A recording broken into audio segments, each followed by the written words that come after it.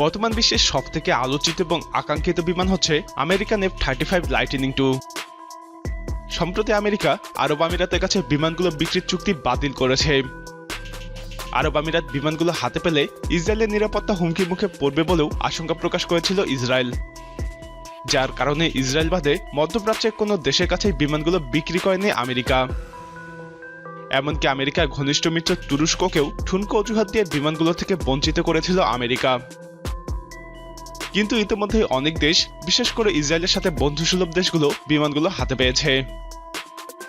আমাদের আজকের ভিডিওটিতে থাকছে কোন কোন দেশের কাছে F-35 বিমানগুলো আছে এবং সেগুলো কি ধরনের কাজে ব্যবহার করছে। এছাড়াও আরও জানাবো কোন কোন দেশ ভবিষ্যতে বিমানগুলো পেতে পারে। বিশ্বের অন্যতম আধুনিক যুদ্ধ বিমানগুলোর মালিক কোন কোন দেশ হতে পেরেছে তা জানতে পুরো ভিডিওটি দেখতে থাকুন। আর আপনি যদি প্রথমবারের মতো আমাদের চ্যানেলে এসে থাকেন তাহলে নিয়মিত এরকম সামরিক বিশ্লেষণমূলক ভিডিও দেখতে আমাদের চ্যানেলটি সাবস্ক্রাইব করুন। পাশাপাশি এই ভিডিওগুলি ফেসবুকেও দেখতে চাইলে আমাদের ফেসবুক পেজটিতে লাইক দিন। প্রথমে আসি আমেরিকার সবথেকে ঘনিষ্ঠ মিত্র ব্রিটেনের দিকে।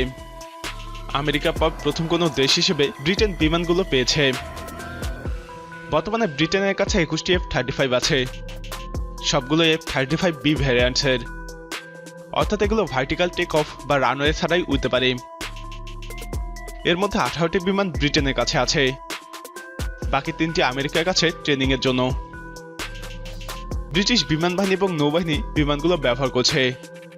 ব্রিটেনের কুইন এলিজাবেথ ক্লাস এয়ারক্রাফট ক্যারিয়ারগুলোতে বিমানগুলো অপারেট করা হয়।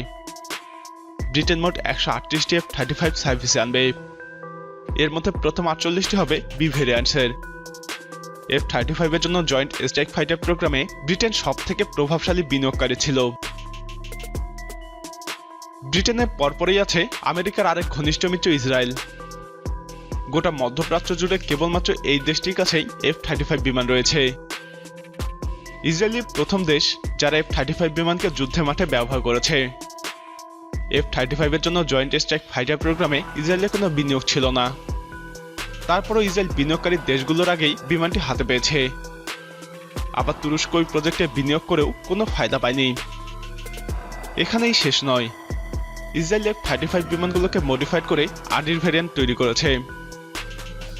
F-35কে মডিফাইড করার অনুমতি কাউকেই দেয় না আমেরিকা, এমনকি তাদের ঘনিষ্ঠ মিত্র ব্রিটেনকেও না।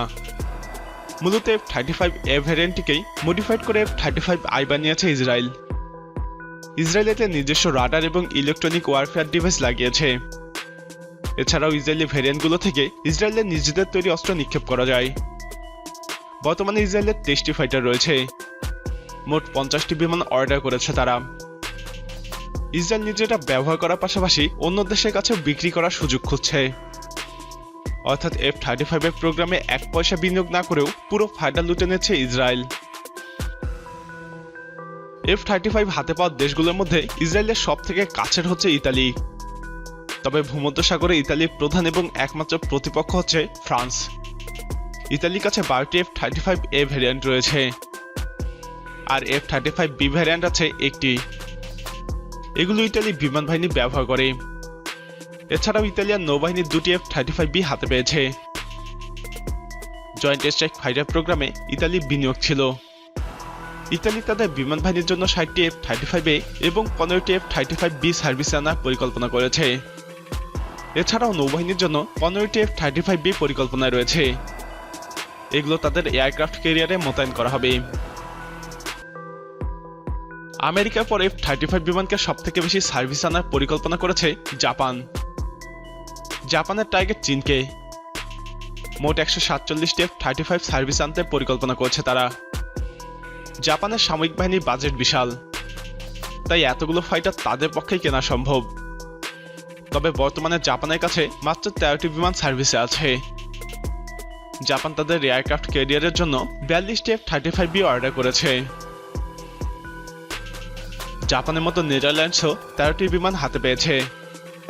নেদারল্যান্ডস মোট 46টি অর্ডার করেছে। জয়েন্ট স্ট্রাইক ফাইটার প্রোগ্রামে নেদারল্যান্ডস বিনিয়োগ করেছে। বর্তমানে রাশিয়ার সবথেকে কাছাকাছি F-35 আছে নরওয়ের কাছে। এখন পর্যন্ত তাদের হাতে 25টি বিমান পৌঁছেছে।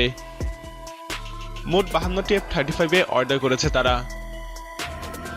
নরওয়ে খুবই শান্তিপ্রিয় দেশ এবং তাদের কোনো সামরিক প্রতিপক্ষ নেই, তারপরও তারা জয়েন্ট স্ট্রাইক ফাইটার প্রোগ্রামে বিনিয়োগ করেছে।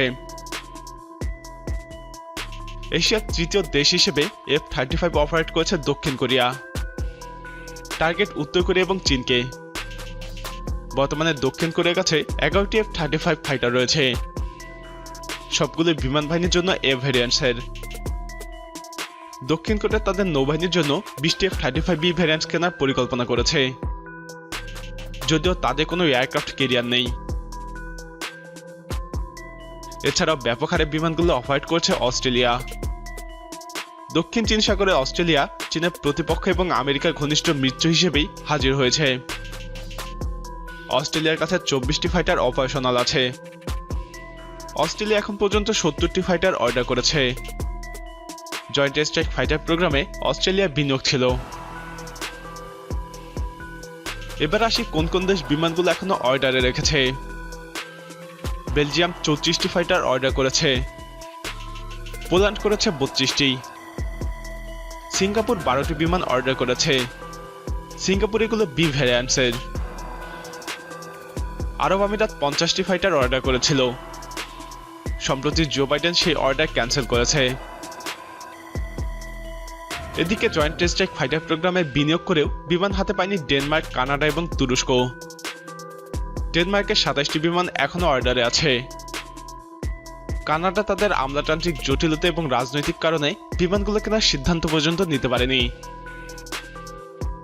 এদিকে তুরস্ককে প্রজেক্ট থেকে বের করে দিয়েছে ডোনাল্ড ট্রাম্প। F-35কে কেন্দ্র করে তুরস্ক তাদের সামরিক প্রস্তুতি নিয়েছিল। ট্রাম্পের সিদ্ধান্তে সব ভেস্তে যায়।